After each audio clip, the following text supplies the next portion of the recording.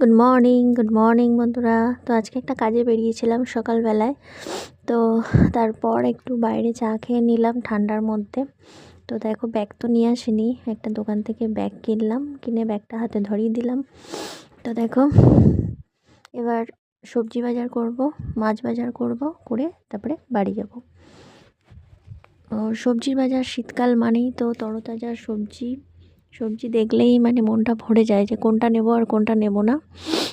হ্যাঁ, মানে আমি তো বাজারে আসি না, মাঝে মধ্যে আসলে এরকমই মনে হয়। তোমাদের কার কেমন মনে হয় অবশ্যই কিন্তু কমেন্টে জানিও বন্ধুরা। তো একটু শাক নিলাম, এখানে সম্পূর্ণ শাকের বাজার ছিল, এটা শাক বিক্রি করছিল উনি, সমস্ত রকমের শাক ছিল। তা আমি একরকম শাক নিলাম, তারপর চলে আসলাম মাছের বাজারে। দেখো মাছ কিন্তু দেখতে খুবই ভালো লাগে আমার, কিন্তু কাটতে মোটেই ভালো লাগে না। তো যাই হোক, মাছ সবজি মোটামুটি নিলাম, নিয়ে বাড়ি চলে আসলাম। তো এটা কিন্তু বসিরহাট নতুন বাজার, আমরা কলেজ পাড়াতেই বাজার করি। বাবা, পুঁটি মাছ, এত মাছ কাটতে পারবে তো? মানুষ তুমি?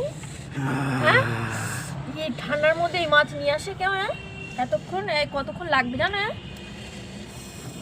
জ্যান্ত জ্যান্ত পুঁটি। তো মাছ কাটতে হবে, বাড়িতে নিয়ে এসেছি যখন, মাছ কেটে ধুয়ে এবার রান্না বান্না হলো। তো আমাদের আজকে কিন্তু বাঁধাকপির চচ্চড়ি হয়েছে, আর হচ্ছে শুধু পুঁটি মাছের ঝাল আর মাছ ভাজা আছে। তো খাওয়া দাওয়া করে নিই, চলো সবাই ভালো থেকো। পুঁটি মাছ দিয়া ঝাল কেমন হয়েছে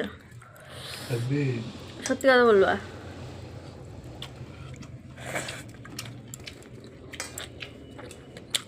খেয়ে নাও, চলো।